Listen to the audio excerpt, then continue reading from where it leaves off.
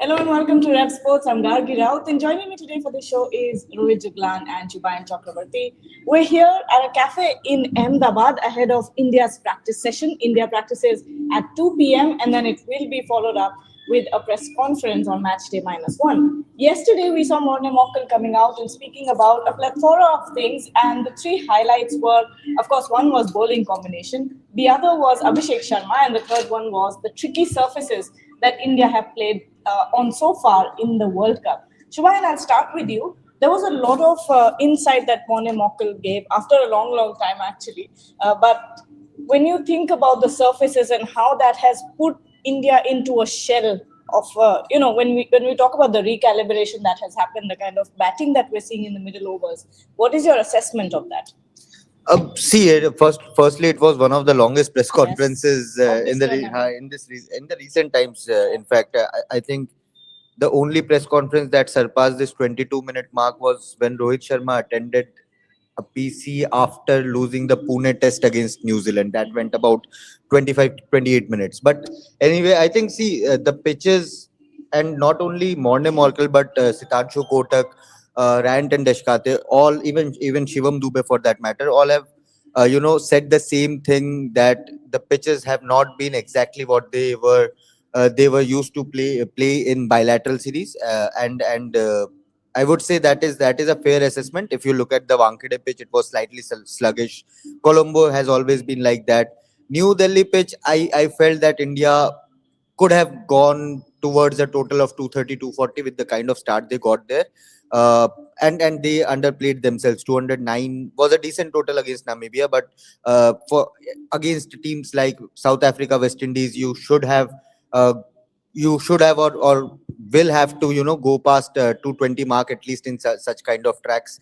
After that, against Netherlands in here in Ahmedabad, it was a tired pitch. Yes, Australia Zimbabwe. I think the match was played there on that similar wicket, same wicket. So it was a tired wicket, but not a very sluggish or a slow track. So again, with the Indian top order not firing, Surya and Tilak getting stuck, I think India is not able to go past that 220 run mark, which they were doing pretty regularly in the bilateral series. Maybe that could be World Cup pressure. Maybe that could be playing in a psychological aspect, that should we attack, should we not? Surya Tilak getting stuck in that 7 to 12 over mark pretty frequently. And that is where I think India needs to break that barrier and play that ultra aggressive brand of cricket that they were playing, because ultimately our batting goes till number 8, and even in the last match Washington Sundar did not get to bat. So looking at that point, I think India can go slightly aggressive. I'm not saying they have to go all out. Be sensible, but at the same time, they can be a bit proactive in the middle over, especially against spinners. So that will be a challenge now that the associate nations are out. Now that the associate nations are out, you are going to play the table toppers. India need to figure out a way to tackle spinners and not getting stuck in the middle. If they do that, they are still a team to beat in this tournament, guys. Rohit, let's go back to the Wankhede pitch, because yesterday Morne Morkel did speak about it. That see, for almost a year, India's batting brand has been ultra aggressive, sort of cricket at the top till the very end, till number 8. But at this point, what we're seeing, and what Morne Morkel has said yesterday, that we tried to do that in Mumbai, but it completely backfired, and Surya Kumar Yadav had to come in and save that day. Do you still see India sort of taking on that approach later in the tournament, or do you think this is the kind of batting that you're going to see in this tournament? So going by how they played, especially versus Netherlands, I was a little surprised with that. As Shubhanda rightly said, that in Colombo, if you take your time, if you are respecting the conditions, without a doubt, there is no problem with that. Because Colombo, we all know that it's a little sluggish. The ball takes a little time, it grips a bit, it holds up a little bit, and then it kept low sometime, and then a little bit of turn also there. Or for a situation like the USA game where there was a collapse. Yeah, Yes. exactly. And that's not the same one KD wicket which we are very habitual of. In April, in May, it was quite a freshen kind of wickets at that point of time. At this point of time, they are really means dead wickets, because we are playing continuously in these kind of surfaces. There are multiple leagues going on. There's multiple tournaments going on, bilaterals going on. So it's not that fresh as of now. And we are very much habitual of watching a 1 KD wicket where ball comes onto the bat really well. We can hit through the line. We can play on the rise, and this is what the Indian batters love to do. All of these batters love to hit through the line. So that's my concern. My concern comes from this very Ahmedabad pitch, that it was not that bad wicket. Yes, it was getting little slower, but look at the way Shivam Dube, improvised his innings. Look at the way he faced first 10 balls and then what he did after in the next 15 balls. He scored a half century in just 25 balls. And on the other hand, there was Surya Kumar Yadav also there, who played really well in that 1 KD wicket. And I was really surprised. I know Tilak Verma has his lack of application as far as playing against spin is concerned. He has some concerns, and there are multiple things been done yesterday. The way Mr. Dayanand bowled to him, with that off spin, a different kind of practice altogether for Tilak Verma. I hasn't seen that in a while. In a World Cup game, that a player is completely getting a different kind of wicket and a specific kind of bowler to just went through with that which exactly he's lacking at this point of time. So for me, Tilak Verma not doing well on that wicket, I can understand that, and that's why I asked that question to Sutanshu Kotak on the eve of the game, that is that a problem? But Surya Kumar Yadav playing on that style, I was a little surprised with that, because as I said, the way Shivam Dube tackled with the spin, I think Surya has that game also. So why he played that kind of innings, that is where my concerns come from. And you have some, in this situation also, you don't have a Abhishek Sharma firing. So ultimately what Shubhanda told, that 220, 210, before the tournament started, the broadcaster were going on like 300, 300, 300. Yeah. Now there's no one talking about 300. Even 208 is what your best at this point of time is, and you played against 3 associate nations. So for me, I think the way this Indian team approaches from here, and this will be the toughest game. This will be the toughest game, I think, before finals. I'm also saying that semi-final will be an easier competition for you in front of South Africa. The toughest competition from after this game you will face will be in finals, not in the semi-finals. So if you win this one convincingly, all questions, all concerns dead and buried. Going back to the point that Rohit was making about Surya Kumar Yadav, he's completely taken on a role that we never thought that Surya Kumar Yadav would take out of all people in the team. And if you look at contrast, the practice sessions, he goes straight into the spinner's net and hits all deliveries out of the park.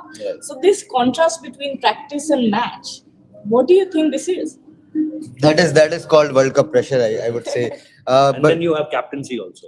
Plus you have captaincy, and you always have that fear.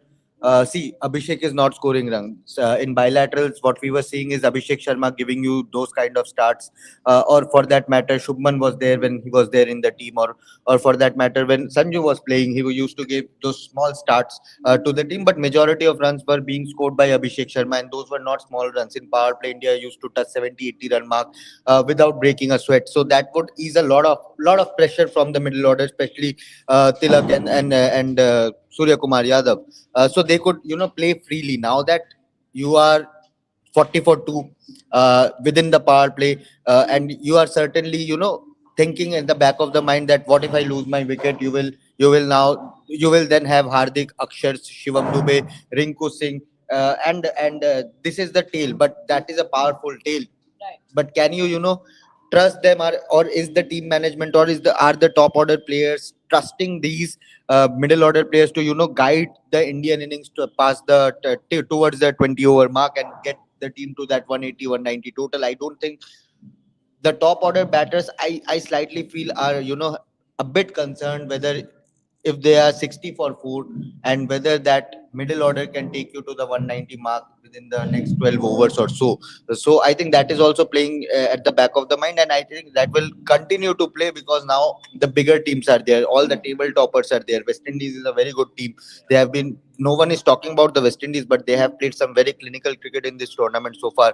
Zimbabwe have been like top team, I would say one of the best teams in the tournament. How they have gone about their business, playing with the bat with the ball. Their batters are in form, their bowlers are in form, spinners are picking wickets, pacers are picking wickets. So these South Africa, Zimbabwe, West Indies, they won't give you that cushion to losing those 4 5 wickets early and then build the innings. If they smell blood, they will go for the kill. That is how these top teams are operating so far in this tournament. But you talked about nets, you talked about why it is so different from the match. It is completely psychological in my mind. But Rohit and I were discussing in the Hindi show yesterday that we don't have any issues with one player anchoring, but Right. the issue starts when two players start to play in the similar fashion. 7 to 10 over mark, you are having 45% of dot ball percentage.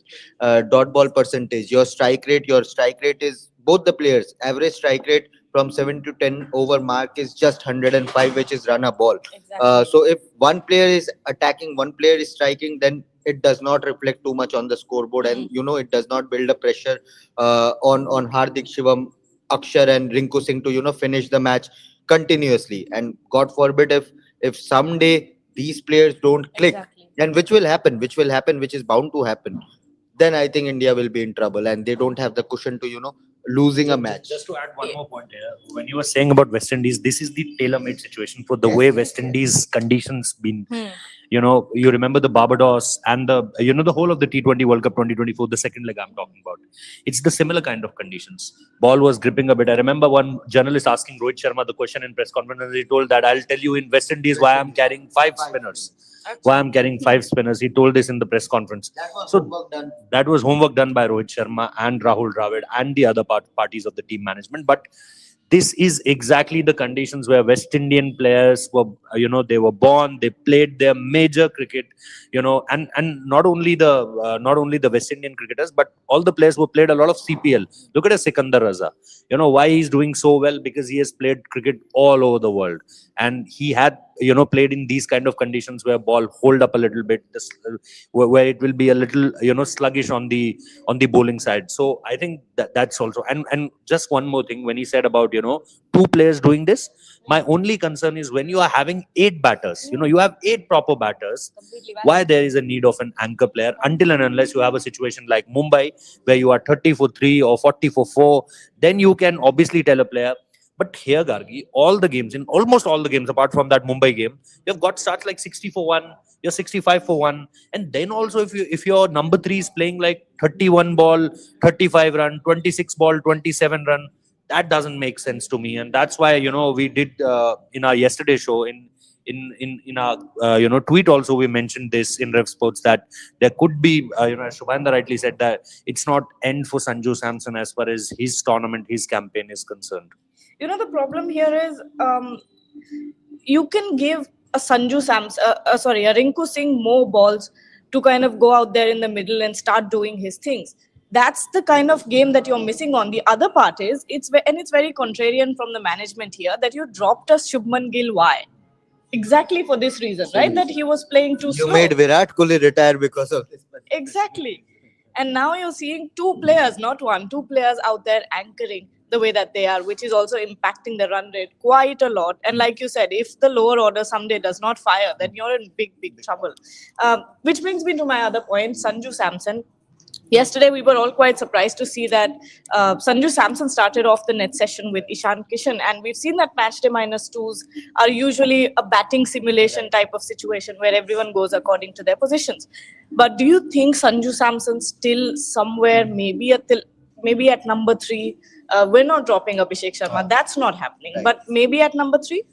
Possible, quite possible. I don't think that will straight away happen in the South Africa game, but in case things continue in a similar fashion, then I don't think this team management will be afraid of making changes in the 11. You have seen it in the past as well. They are not afraid to being ruthless, and now in this part of the tournament, you don't have the cushion to lose a couple of games. You lose 2 matches, you lose the South Africa game, and you are in big pressure.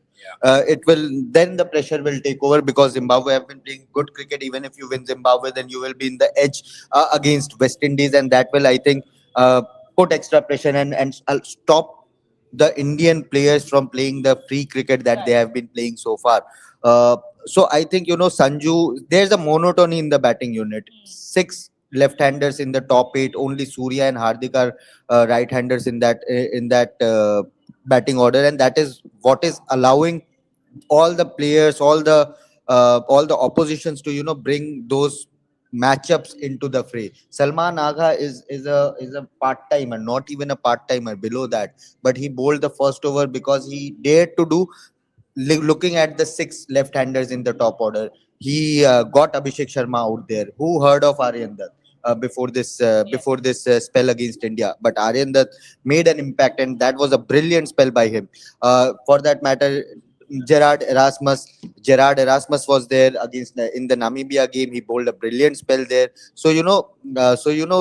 These teams, and yesterday also at the Nets we saw Aiden Markram and Tristan Stubb. Tristan Stubb is like a Travis Head or a Glenn Phillips who can keep wickets, who can bowl a bit of off spin.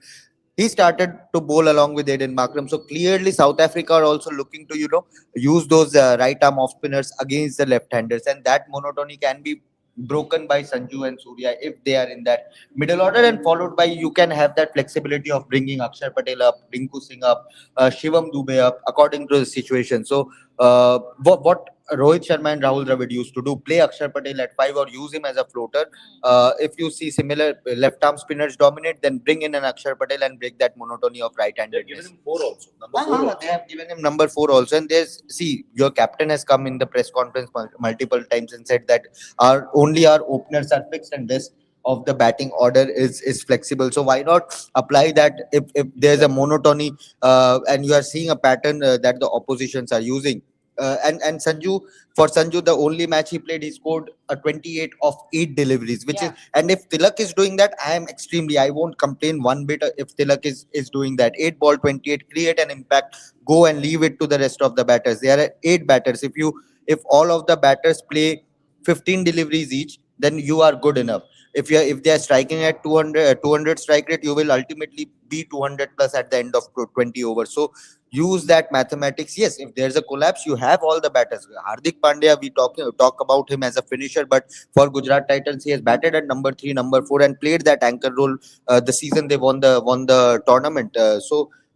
These players, Rinku Singh, he takes a bit of time. He needs those 6-7 deliveries to get settled in before launching his attack. And for Uttar Pradesh, Rinku has been playing this role for many years now. Akshay Patel, for that matter, very capable of playing that anchor kind of a role if there is a collapse in the top order. So I think Tilak and Surya should not be too worried about losing their wickets and thinking about a possible collapse. If it happens later on, then you can talk about and recalibrate things in the upcoming games. But for South Africa, the way they have been batting, Quinton de Kock, Aiden Markram are in top form. Ryan Rickelton is striking good. Deval Brevis is there. Tristan Stubbs is there. Marco Jansen is there. This is a very, very good batting unit, and they have been playing cricket here for since December 2019. They have played 4 T20Is there, so they are very well accustomed to these conditions. So go there, play hard cricket, play good cricket. If the pitch is getting stuck, then you need to recalibrate and score accordingly. But I don't think this is a fresh wicket, is what I am hearing. Oh, okay. But Rohit, at the same time, I have a feeling from the way that in the press conferences, the management have been speaking about Tilak Verma. I think it was your question only, where you asked about Tilak's weakness against spin, and Sitanshu Kotak completely brushed it away and said that, he's playing exactly how we want him to play. So he might just be doing exactly what the management has asked him to do, even if it's not maybe the best thing for Team India right now. Shubman did. Exactly. But my question is then is team management saying to him that 7 to 10 overs your strike rate should be 60? Because Tilak Verma's strike rate in last 4 games he played is 60 between 7 to 10 overs. Can you afford a batter of a strike rate of 60 in 7 to 10 overs? That's the big question. And I just want to add something on what Shubhanda said on the Sanju Samson part. Why I'm very confident that there is something they are, as Shubhanda said, that maybe not in the Ahmedabad game, but if again there is a failure from Tilak's side, which team management is not accepting at this point of time, but I'm very sure that there is some discussion going on. That's why there is a completely different kind of practice yesterday. They know their stats. Sitanshu Kotak corrected that. 6.6, yes, 8.6. They know their stats. They know their stats really well. So I am not here to tell them what the stats are saying. But you can see in the practice now why they said, I never said they are bowling just one complete spell to an individual batter. And why I'm saying Sanju? Look, the first thing is yesterday was your proper match simulation. Right. Be it about the batting order or about Abhishek Sharma was a little if you see he batted at the very last part of the nets, but apart from that there was everything as per the match simulation. You batted in the night, under lights is the right word. Under lights you batted on that very wickets. On the other hand, the bowlers who are bowling to you are all India bowlers. Apart from only one batter who didn't play in the center wicket, and only one batter who didn't face the single Indian bowler is Tilak Verma. So they are trying to, maybe strengthen the game of Tilak Verma against right arm off spinners. And I'm again saying this is not about right arm spinners. This is about everyone. You talk about leggies, you talk about left arm off spinners, you talk about right arm off spinners. It's not that matchup which is only creating problem for Tilak Verma against right arm offies. It's the matchup which obviously creating problems for this Indian batting order.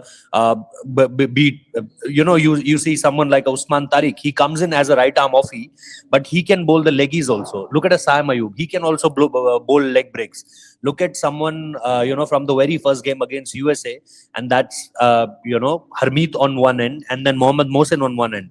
There's no one right arm offie there. So if you talk about these bowlers, they have created problem for Team India, and they are not only right arm off spinners is my point. So if you see numbers of Tilak Verma, and if you again see the kind of bowlers who created problem for Indian team, they are all spinners, not right arm off breaks. Yes, right arm off breaks, the finger spinners are doing a lot of damage because of what Shubhanda told, that you have 6 left-handers in your top 8. So that's where the predictability came from. That's where everyone knows that.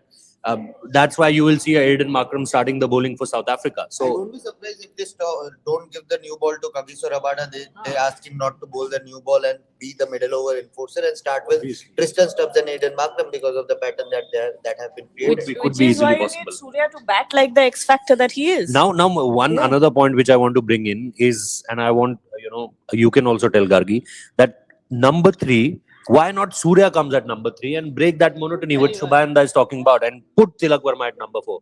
I know that Tilak said to him in South Africa that I want to bat at number 3, but you are also watching that what's happening him with Tilak batting at number 3.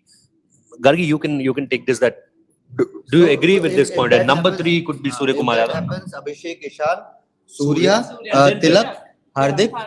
No, again, Akshar? I'm saying don't be very predictable with your batting order. I mean left and right hand. If there is a left-hander getting out, send in a left hand. Means left-hander in place of left-hander, right-hander in place of right-hander. After number 3. Maybe after number 3. But don't be very monotonous in your don't be very predictable rather. Don't be very predictable while you're sending your players. So there could be a possibility that put Tilak. Maybe there could be an answer there that maybe the spinners will be done. Maybe 2 of your best spinners will be done at that point of time, and then Tilak can come and hit the pacers if there are more pacers into the variation. So that's my point. I think this South Africa game will be a litmus test for the batting order. I do think so, because the first time in this tournament you're facing a very strong opponent, and after this I think if there are any changes it will happen after this game. Okay, Gopal, Mani has sent us a super chat. Sanju and Abhishek open, Ishan at 3. The one man who is firing at the top, you want to change his position? I don't think that's happening there. No, I don't think. Not at all. Not at all. Okay. Let's see. Sanju is desperately needed. Drop Tilak. Sanju always gets better off South Africa. Final couple of 3 centuries, yes, you can talk about that, but that were pretty flat surfaces in South Africa. Their first line of attack. Yeah, and plus that was a seaside, to be honest. But see, Sanju has batted at number 3 for the majority of his Rajasthan Royals careers. He knows how to tackle spin. He has that power game. Why West Indies are so dangerous, because even in sluggish tracks where the ball is not coming off the bat, they can score sixes and boundaries because of the power game they have. I'm not saying Sanju is equivalent to a West Indian, but Sanju has that power to clear the boundary rope when required. And I'm not saying you need to score boundaries in every over. If the pitch is as slow as a Colombo wicket or very sluggish like a Wankhede wicket, you can navigate those tough overs by picking up singles and twos, which was the template of Virat Kohli all through his career. pick up singles and two, and make that difference of 20-30 runs at the end of the 20 over. If you are playing 50% of 45% of dot ball percentage, then that is what the concerning part is, and that is what we are discussing right now. That dot ball percentage, you are getting stuck, you are not rotating the strike. A journalist was giving that example of Yuvraj Singh's slow knock when Virat was standing at the non-striker's end, and he played 7 or 8 dot balls on the trot, and Virat was just banging on his pad while at the non-striker end, because that was killing the momentum. And Virat, the player, never wanted that. So when you're not, it can happen when a bowler is bowling a good spell. It can happen when someone like an Abhishek Sharma is getting 3 consecutive ducks, and that's what former cricketers Ravi Shastri and others are suggesting, that either give Ishan Kishan the strike, or take the single of the first ball, get yourself in the non-striker and watch the entire over from the other end, and be there on the pitch to get a hang of the cricket that is going on. So I think other players can do that. Tilak Verma certainly can do that. Hit those boundaries, take those singles. That is my point. Where did this come from? Acha, final question. Final question, Rohit. Eduopedia is saying, my simple question: how many teams in this World Cup have scored 200 plus consistently and are still winning? So why are you South so Africa? critical of Team India? No, we are not critical of Team India. Look, it's not. First thing is, we are not here to tell you that How to play. No. Not how to play, but why there is not no 200 scorings are there. Firstly, what I think for my team is that we are a better team as compared to other teams, and we have not performed well, not performed as per our potential. So I'm not saying that other teams are not making 200. Why are you not making 200? I am only saying why the dot ball percentage in the middle overs are so means why it is a concerning number for all of us. Why, if everyone is writing about it, after that Netherlands game, everyone has an article on it. We could have easily criticized Abhishek Sharma, but we are not doing that. And the point is that the strike rate, the dot ball percentage, the runs in the middle overs, there are certain things and there are certain numbers who are telling you that it's a point of concern in the coming games when you will be playing against top sides. The way your batters have played, you have given opportunities to the other teams. They dropped the catches, and that's why you will be you'll be finding these W and W. Otherwise, if it's a different team, if it's a strong team, you won't be able to see maybe 4 Ws on a trot. So there could be a possibility that in the upcoming games, if similar things have happened, the stronger teams won't give you a chance to come back into the game, as Netherlands gave you a chance, Namibia gave you a chance, even Pakistan gave you multiple chance. On the very first game, USA gave you a chance after that early blow. So I think that's where my concern is coming from. I am not here to say score 200 runs. No, never a point when I said this, that why not we are scoring 200 runs. My only point is why you are playing so much dot balls in the middle overs. My only point is why there is a strike rate of 60 between 7 to 10 overs. And my only point is why we are playing all the right arm offies and the leg breaks and the left arm offies with so much of care and so much of with playing so much of dot balls against them. And this is not happening for the very first time. Conservative cricket against spinners, and that's not happening for the first time. Even in 2021 World Cup, 2022 T20 World Cup, just 2024 is that cycle where we have planned certain things, and that's why Rohit Sharma, Rahul Dravid came up with Shivam Dube, Gautam Gambhir backed him. That's why you come up with Akshar Patel to send him up the order. I don't remember that in T20 World Cup also we have scored a 200 or not. I don't think so. Maybe an England game where Rohit Sharma scored some 90 odd. There could be a possibility there. We haven't scored 200 there. But the way we were playing is the main point. Not the scoring 200 or 250 or 300. I'm criticizing this from the broadcaster's point of view, that why they are creating this kind of pressure in front of Team India that you have to score 300. Like what they did versus Sunrisers Hyderabad. They haven't scored a 300 there. And obviously the campaign went horribly wrong for Sunrisers Hyderabad. So that's what I want to say, that I am not in favor of Indian team scoring 300 or 250. I'm only in favor of play good cricket in the middle overs also when you're getting good starts. That's the only point I want to make. Well, that brings us to the end of this discussion. We will be back very soon because India practices only 1.5 hours away, which is at 2 p.m. At 4:30 p.m., around 4:30 p.m., there will be a press conference. What happened? No. Okay. So we will be back then to a very important press conference coming up. Let's see who comes out there and speaks to us. But thank you so much, everyone, for watching. We'll be back very soon.